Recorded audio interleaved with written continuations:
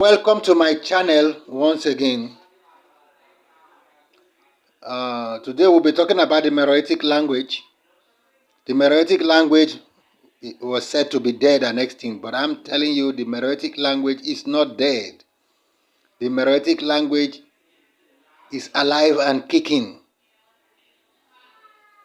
And it is the language of a people. Those who are trying to learn the language by speculation should stop and try to look for the speakers of the language and learn it. It is still spoken today. The Meroitic language is the same Ogbeya language. Ogbeya is a language and is a place in Nigeria, the Niger Delta of Nigeria, the heart of the Niger Delta of Nigeria. So all the Central Delta languages were born from the Meroitic language. So look at the stela here. I use this stela to tell us something. You see, what is underlined there is Obane Balanye. It should have been Kobane Balanye. Kuabi. After the name Wosi. Wosi is the first name. Wosi means the one who will never be healed, but can heal others. The one who heals others but does not need healing is Wosi. That's the meaning of Wosi. Sometimes we also call her Wosi, but we know that the true meaning is Wosi. The true pronunciation is Wosi. Now, look at that name. Kobane Balanye. What is Obane? Kobane Balanye means, is Isis not there to add the blessings for him? Isis is called the Great Lady. In Meroitic language, Obane is the name of Isis, the most popular name. It means Great Lady. But in the temples, people go to pray for healing, different forms of healing. So she is called Wosi. But that is not the most popular name.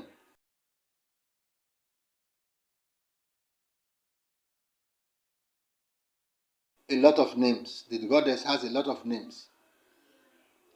But the name Wosi is mostly used in the temples. So when this person who was dead, the owner of this stela, the dead of this stela is called Kobane Balanye.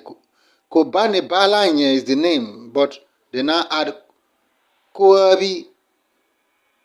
Koabi in my language, you know what it means?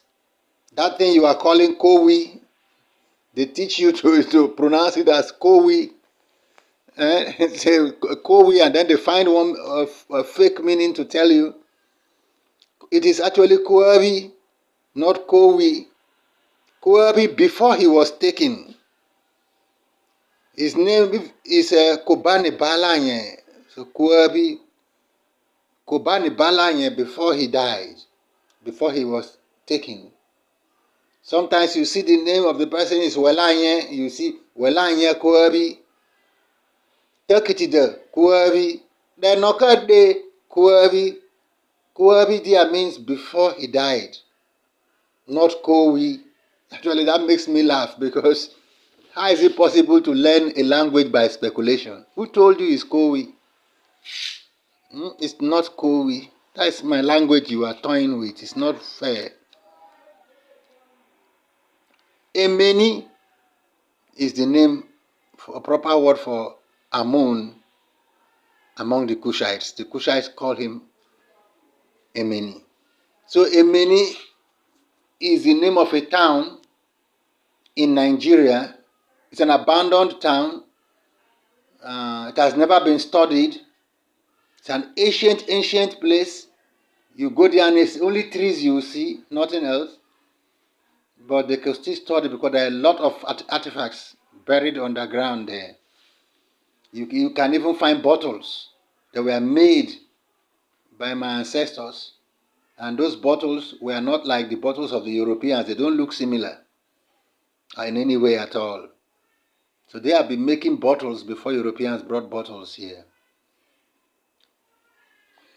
So that Emeni, we have the river we call Obiemeni. We have the Emeni, that is the town of Amun, or the town of Emeni. It's still there in Nigeria. That's my maternal hometown. Some about 1 kilometer from my maternal hometown, you see where the Emeni is. So the Obiemeni is not even far, just like half a kilometer from my maternal hometown. You are in Obiemeni. You will see the Obiemeni at the river, Emeni River, the river leading to the town of Emeni. So,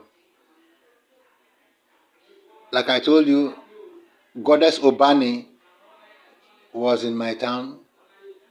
I believe it's still there. The shrine could still be there. If you ask the villagers, they will show you. Before today, we talked of Cush and Egypt, their relationship. And we talked of a king called Kemenika Rekerema or Emenika Rekerema. Emenika Rekerema means, in which town does Amun reside? In which town does Emeni reside? That was the name of a Cushite king. But that's my language 100%. It's saying, in which town does Emeni reside? And in which town does Emeni reside if I ask you? Now, if you don't know, Emeni resides in Napata, Kush. I will figure out the actual name of the town, but they called it, the strangers called the place Napata. And it's in the land of Kush. Kush also is not the actual name. We call the place Kersu, but the strangers call them Kush. So our neighbors call the place Kush. Called us Kush, but it's actually Kersu. So Emenika Rekerema is a very important name, a name for ages, a name that holds the truth that can never change. If God Amun, the state god of Egypt, that was worshipped since the old kingdom, resides in Kush, not just residence, he was born there. He was born in Kush. If that is true, and that is the real belief of the ancient Egyptians, is that true to be the belief of the ancient Egyptians? Certainly it's true. That's what the ancient Egyptians believed. That's what all Kushites believed. That on Jebel Barkal, Amun was born there, and he created the gods there. And that is his residence. So where is the land of the gods? If all the gods of Egypt were created there, and Amun, the father god, was born there, and that is his residence, so where is Tarneja? Where is the land of the gods? You should know that, very simple, but you just want to lie, just want to deceive the public. It's not good. This is unfair. You just want to lie. Write every bad thing about Kush that you think is worth writing. Anything you think. Kush are my ancestors, land of my ancestors. That's the land, my homeland. But I am in faraway Nigeria. I'm no longer near, but the language suggests as such. Try investigating it. The Ogbeya language is the same Meroitic language. Just try looking for it. So Ariemeni is the name of a Kushite king. Everybody in Ogbeya can tell you the meaning of Ariemeni. We are Amun, we are Emeni. We are the god Emeni. Emeni Kabale is the name of a Kushite king. What does it mean? Good morning, Emeni.